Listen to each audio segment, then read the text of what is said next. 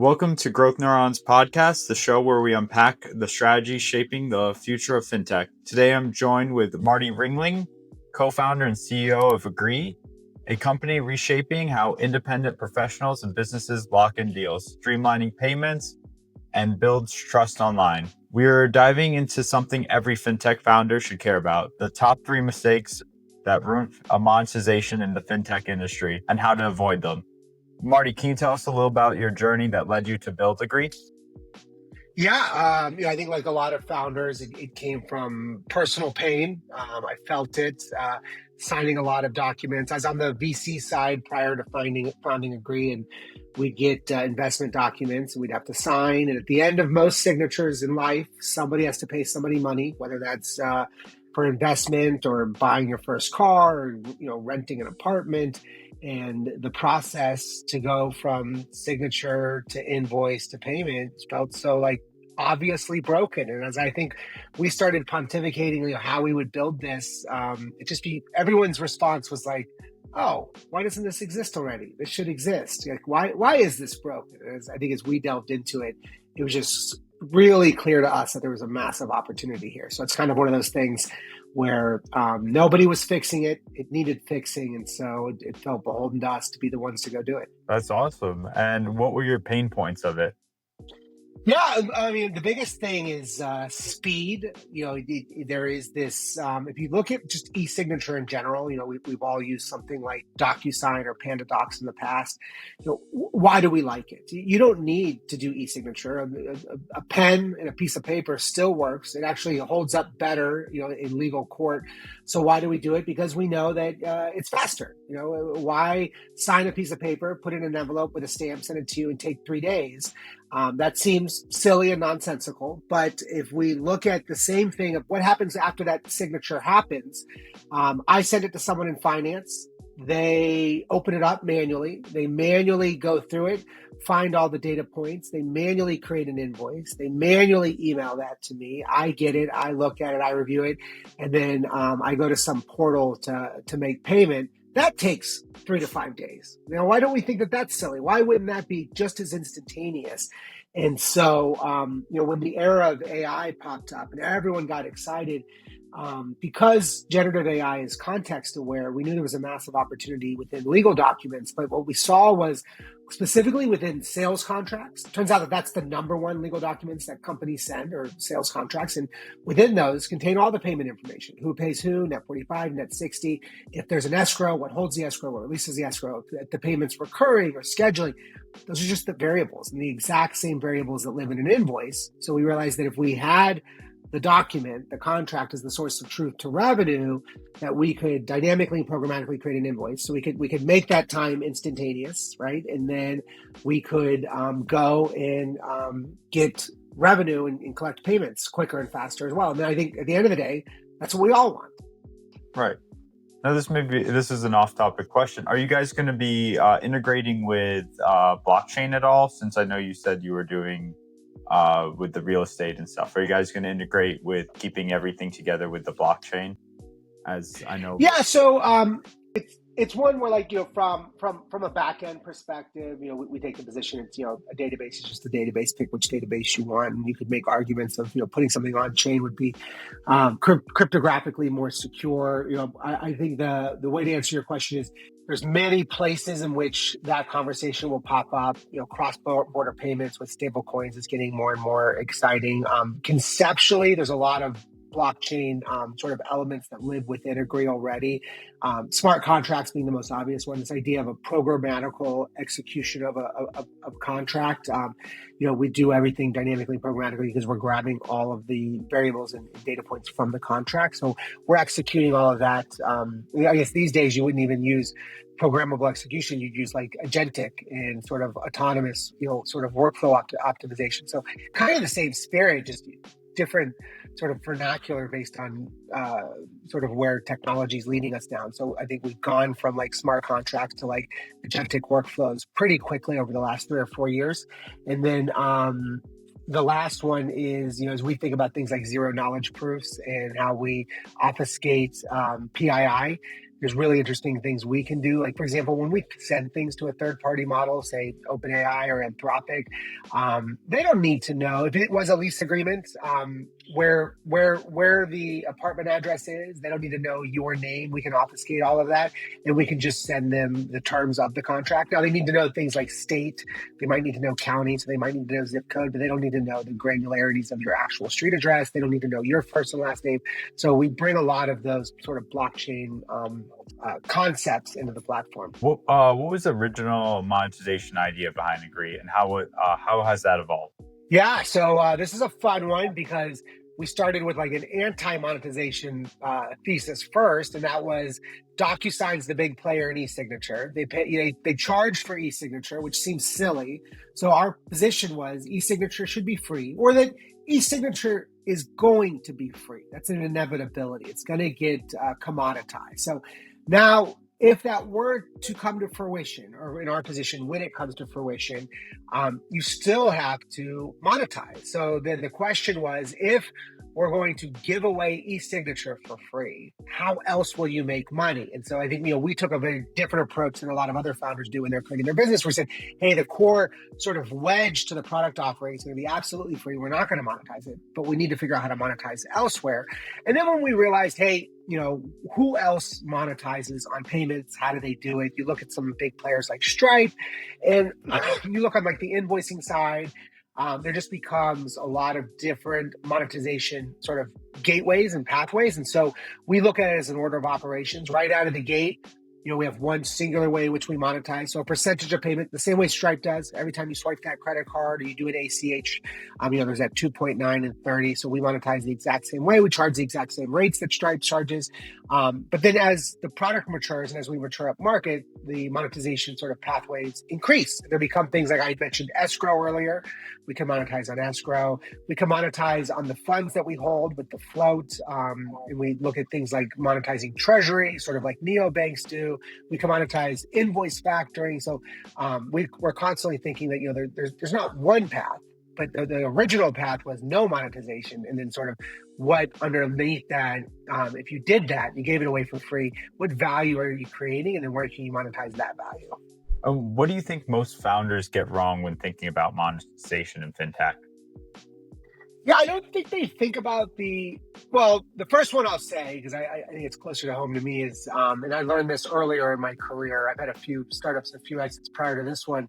But in my first one, somebody pulled me aside and they told me something that's never left with me. They said that whatever you're building and whoever you think the user and the customer is, whoever's, paying, that's not really who you're building for. If you're a services company and somebody brings you into a big company like Marriott or Apple or Nike, what your real job is to make sure that person gets a promotion. That's the goal. Every KPI, every metric you hit, at the end of the day, those things, they all come back down to, does that person get a promotion by bringing you in to the room? So if you take it down to its simplest part, I have one job: to do such an outstanding job that the person who recommended me gets a promotion. And when I think about things like Agree, we always call it the customer's customer. So I've got to talk to you. I got to convince you to use Agree for all your e-signature, all your invoicing, and all your payments. But I have to remember that, what are you going to do with Agree? You're going to send it to your customer to sign and to invoice and to pay. And that's what really matters. It doesn't matter if you like Marty or you have a good experience with Agree. If your customer has a bad experience with Agree, you're gone, right? The second a customer says, couldn't open the invoice, the payment link didn't work, e-signature was clunky, it broke on mobile, you're out. I have lost you. So it turns out that, like, you as my customer, less important. And it seems like such a radical thing to say, but the most important thing is my customer's customer. And the byproduct of making sure I've built an amazing experience for your customer will mean that you will have an amazing experience with Agree, and then it all will work out. Right? The same with that original advice. The person who brought me in, the byproduct of making sure they got a promotion was that I hit all the other metrics that made sure that, like, I renewed the contract and life is good from there forward. So if you really got focus and knowing and thinking about the customer's customer. And then the other one I'll say is, I think a lot of founders, they get a little trapped in thinking about too many of these monetization pathways. I think, start small, start with one, because if I'm a big believer, if you can't get one person to give you $1, you're never going to grow this thing. So just start with that. Get one person to give you $1, then get, two people to give you $20 each, and then get four people to give you $400 each, and then get 10 people to give you $10,000 each.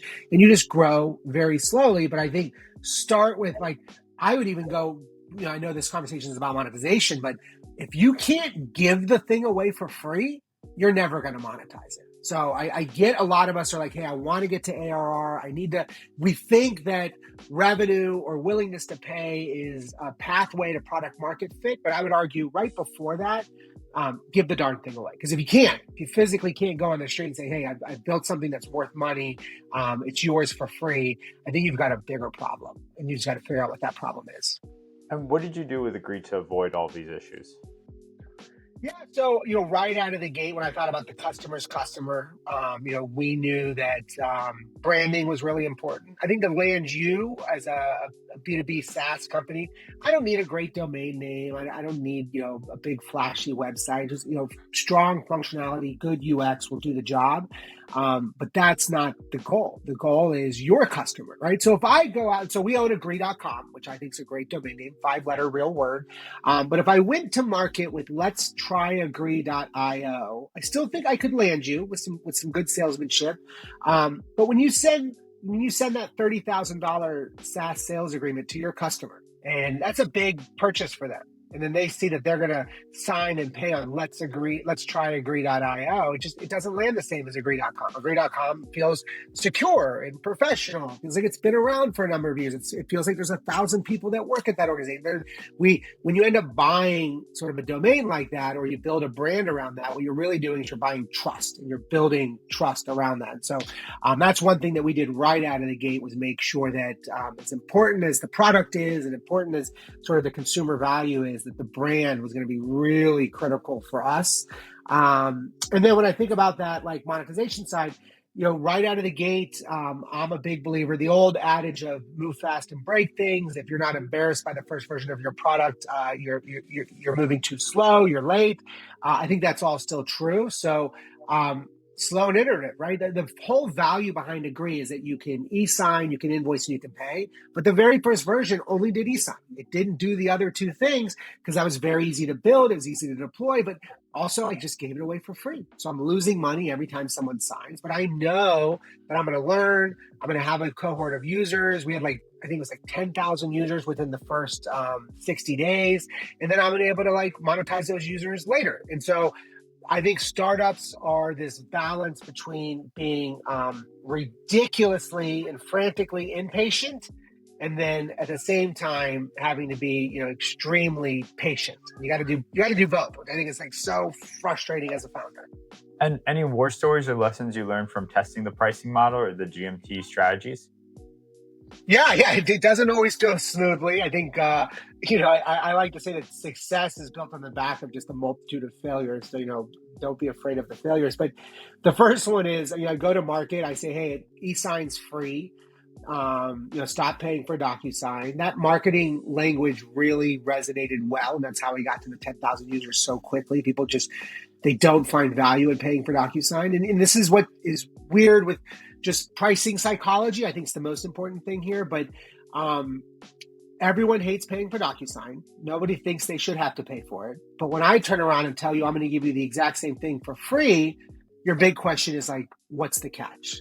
And so you're not just happy that I just gave you something awesome for free. You would think you'd just be happy. It's no. You're selling my data. You're going to put ads in it. There's something nefarious going on. And so that seems so obvious in hindsight out loud, but took us a minute to learn that, where we free. And everyone was no. It's we want it to be free, but I'm not giving you it. So we had to tell them, okay, fine. It's $25 a month per seat per head, but you get a $25 a month per seat per head discount. So it nets out to be free. but you had some assumption that there was some value to it.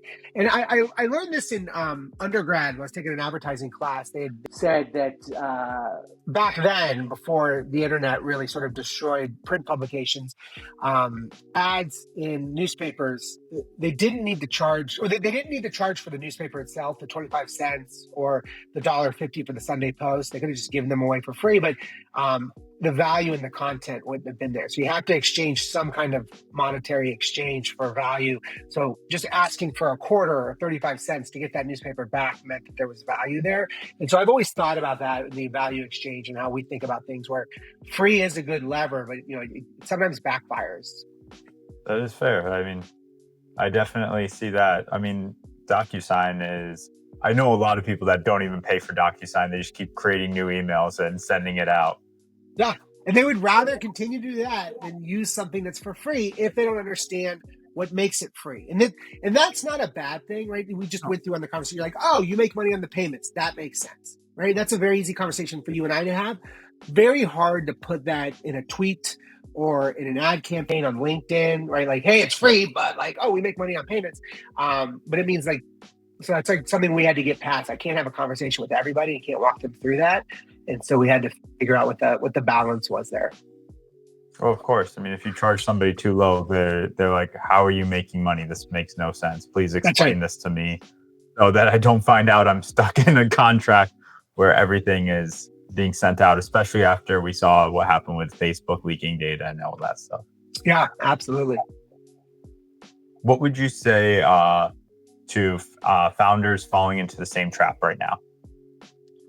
Yeah, I think, this is going to seem, for some people, this will seem so trite. For others, it'll be like, oh, this makes sense. But, talk to your users often. I'm not a big actual believer in talking to them before you act. I think you go with your gut, you build what makes sense. You're the first customer. You should personally be feeling the pain. So solve for you first. But do it quickly and then get that out in the market and then get it in the hands of some folks. And yeah, because you didn't talk to everybody exhaustively, it's not going to work for everyone. But that's where I think you start talking to folks, you start learning, and you're going to learn two things. You're not going to learn, here's a whole list of things I should have gone and built. That's the wrong learning. What you're going to learn is who out there can use the version that I've already built, because that's going to be true. No matter how, if it works for you, there is some other version of you out there somewhere. And I would argue, go find them and go find them in mass, get them onto the version that you have right now. And then our big thing is mature the product, mature up market, mature the product, mature up market, rinse and repeat constantly. For the next 10 years, that's what we'll be doing. But don't try to boil the ocean. And I think users, there's two camps where I don't like user feedback early. One, nobody, if you're really building something transformative and disruptive, nobody knows how to ask for that. None of us could have asked for ChatGPT. We wouldn't have known what to ask for. But the second we got it, we fell in love.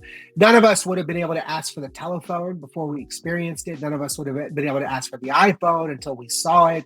The internet would have been the same thing. And so like a lot of these things that are truly transformative, the automobile, we would have just been iterating on the horse. We wouldn't have known to ask for it until we've seen it, until someone made it. And I think that's going to be true if you're truly building something transformative and disruptive. So go forward as though you're right, prepare as though you're wrong, but lead with your gut, build quickly, and then start figuring out who can use it now and go market to them. And then at the same time, start like, what's the next logical evolution of this thing? And then what's the next sort of market I can move into? Because as you talk to a bunch of people, a bunch of them can use it as it is, and a bunch of them, they're so close, but you're just missing two things. Okay, then those are the two things. Don't go build, because there's a million things. There will always be a million things. So we like the iterative approach. Now, with your pricing, what KPIs and behaviors help you validate your pricing model? Yeah, so what I look at, well, one, when you're new and you're early, I'm a big fan of like just cheat. So, index against somebody else. Stripe is the big name. Hey, who do you use for payment processing? Stripe.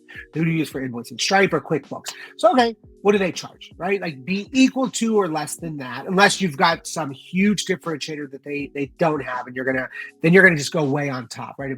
If Stripe is 2.9 and 30, you're gonna be like $10,000 annual contract because you've done something amazing. So either you match them or go just a little bit cheaper so you can say you're cheaper, or you just go way to the other side and you're extraordinarily more expensive and you've connoted, a much greater value. Both are good paths to take. For us, though, it's really looking at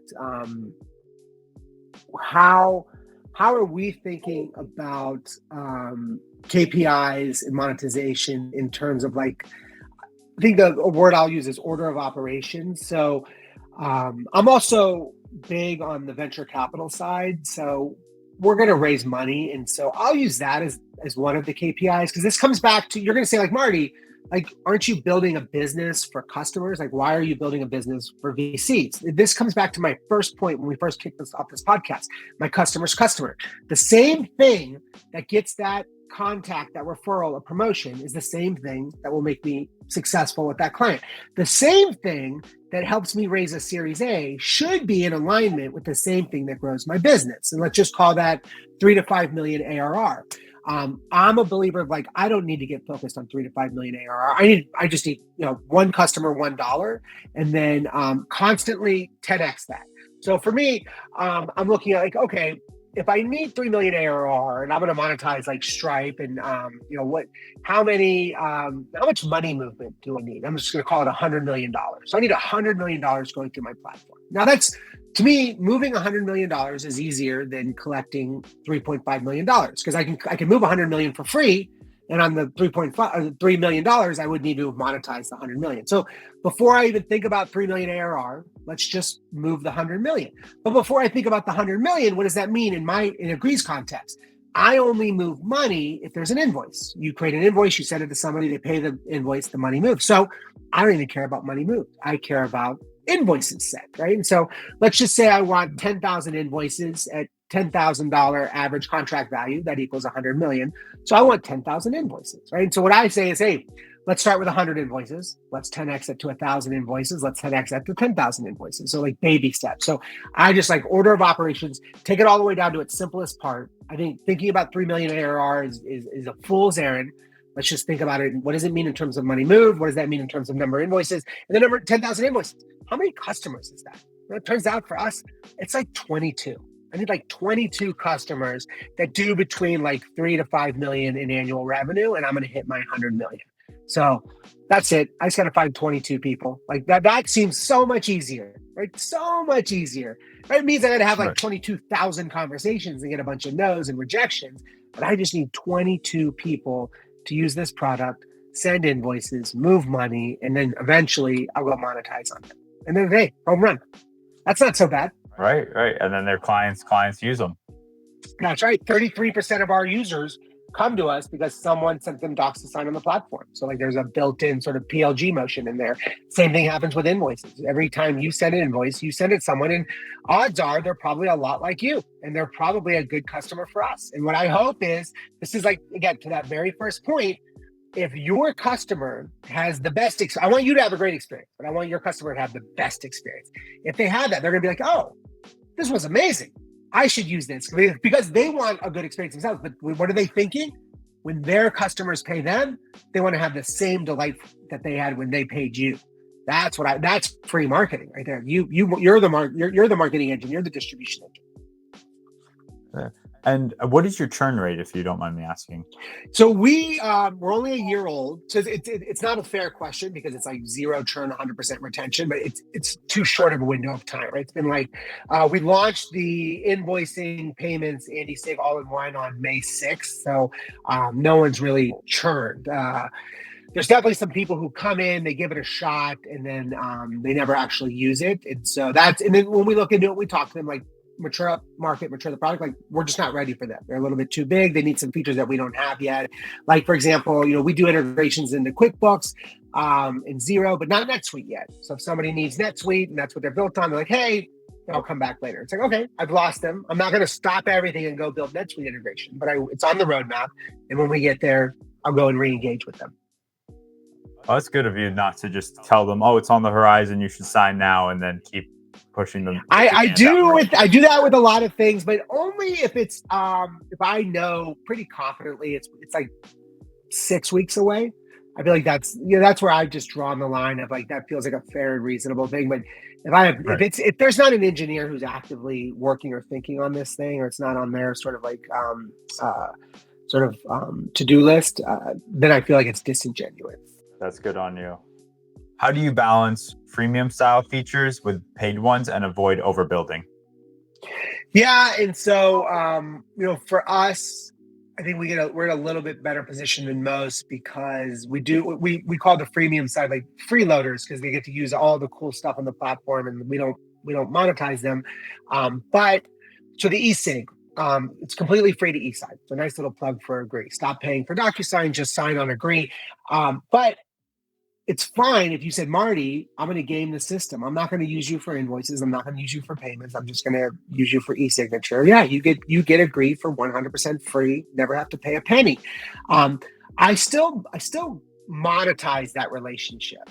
It's not an exchange of direct sort of currency value, but every time you send that contract, I'm getting in front of that customer. And if I can get one of them, and one of them ends up sending invoices and sending payments, I'll make money, and will have helped me make money. And so I want to encourage that behavior. I want people on the freemium side. So for us, I think to the spirit of your question, the balance is really hard, because I want to build that NetSuite integration. I want to build Salesforce integration. I want to build our public API for our enterprise customers.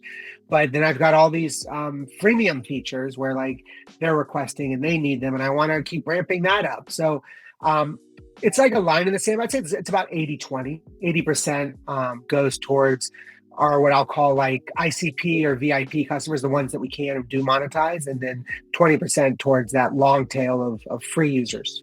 And what trends are you watching? Example, compliance pressure, embedded finance, user-led growth, and AI. Yeah, I mean, so everything's AI, so that's an easy one. So I'll come to that one last. We make money on payments, so we're a fintech. It does seem like everything is fintech, everything is embedded payments, and so we lean into that heavily. But on the AI side, there's a lot you can do on the generative side. We did that like right out of the gate. But I think the big conversation now is agentic AI and sort of workflow automations. And that's, at least when I look at sort of our upmarket customers, that's what they want to know, is how can they be more efficient? How can they be faster?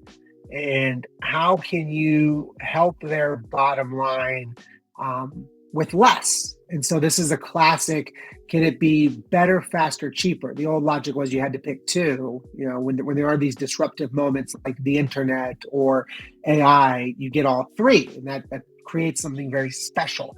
And so, for us, we got to lean into that hard and heavy. So what is the agentic play? What is the workflow? Every business has a workflow, and ours is around payments. Somebody who sends out the contract, that gets the contract signature, that sends the invoice, that collects the payment, that goes and tracks down the payment if you're late.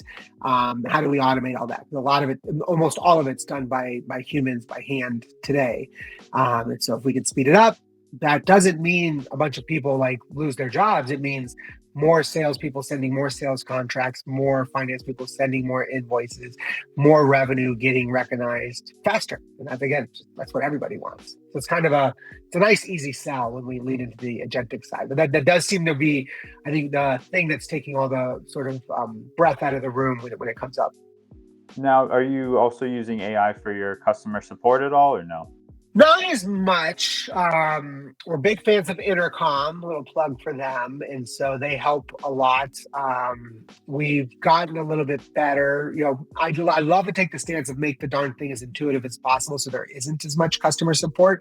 The real customer support we get is, hey, I request more features. And a lot of times someone will say, it's like, I already know what you want. It's already on the roadmap. I'm happy to build it, just, not right now. And I'm sorry. And this is where like it hurts as a founder, where there's some customers who have actively used you, and you've got to like politely say like, hey, we're not a good fit for each other right now. And that hurts to turn somebody away. But no, haven't used it too much. One thing that we have seen a lot of success on in our sales pipeline, and I would say we really knocked it out of the park about like a month and a half ago. And I'd say over the last maybe like not even 6 weeks, maybe like 4 weeks, I've seen people sell this as a service pretty hardcore now, and you're probably seeing it a lot. But being sort of findable within things like ChatGPT, where people are starting to ask it questions as opposed to going to Google. Hey, I'm starting a new business. What tech stack should I use? Or what's a better DocuSign alternative? We want to make sure that we show up first. And that's something that we've really leaned into. And so I think it's, I don't know, something like 5-10% of our sales pipeline is from queries to AI. Wow. If a fintech founder would ask how to grow revenue without raising more capital, what would be one piece of advice you would give them? Because I know that must be hard for you. No. I was reverse engineer the question. Why do you raise VC capital, and why would I give you capital as a VC? It's because you're high growth, and the high growth is going to be capital intensive, and we want you to move really, really fast. So the opposite of that, which is not a bad thing, is stay small. Do a lot of really small things really well, and find a really big market within that small niche. And anyone that's watching The Bear on Hulu right now, if you get about halfway through the current season 4, there's a whole shtick on the sandwich business side that they have. It does really well because it has 3 employees. It has a few hours, and it's a big money maker. And they're thinking, how do we grow this? And the answer was, you don't. What you are winning at is being small. Do more small. And so that's how you become huge. And I would say, like, that's what you would do there is I would find the people that love you and adore you, and then find them where the biggest concentration of them are, and just hyper focus around that and keep growing there. Because the one example I'll give on our side, even though we are venture backed, is how do we expand? There's 2 big ways to do it. If I'm going to leapfrog, one is I can go and move up market. So right now I'm really good for freelancers, entrepreneurs, small SMB, small, medium-sized businesses in the mid-market. So anybody that does like under 50 million in annual revenue, going to love Agree as it is right here, right now. If you do over that, we're not going to have all the bells and whistles you want. We're going to miss some integrations. We're not going to have the API. So you're going to have a bad experience. So I don't want to sell to you today because I don't want you to have a bad experience. I want to wait until we're ready, and then I'll sell it to you. So I can move up market, and I can go after the Fortune 5,000, 1,500, 100, get to the Fortune 1 eventually. Or what I could do is take the same users that we have here in the US that love us, and then expand internationally and find those exact same users in the SMB, solo entrepreneur, mid-market who do under 50 million, and go find them in Canada, and go find them in Australia, and go find them in the UK, and go find them in the EU, and then expand that way. And those are just 2 equally good paths. And I think this is what I would think about if I were sort of not staying bootstrapped and not trying to raise VC capital, is make sure that you've got a winner, and then don't try to grow too big too fast, because that is why you would take VC capital. Try to stay really small, but turn something really small into something really big. Fair. Good points to think about. Thank you, Marty, for having you on. Hold on for after, and we'll have a little more discussion. And thank you. Have a great rest of your day. All right, man. Thanks for having me.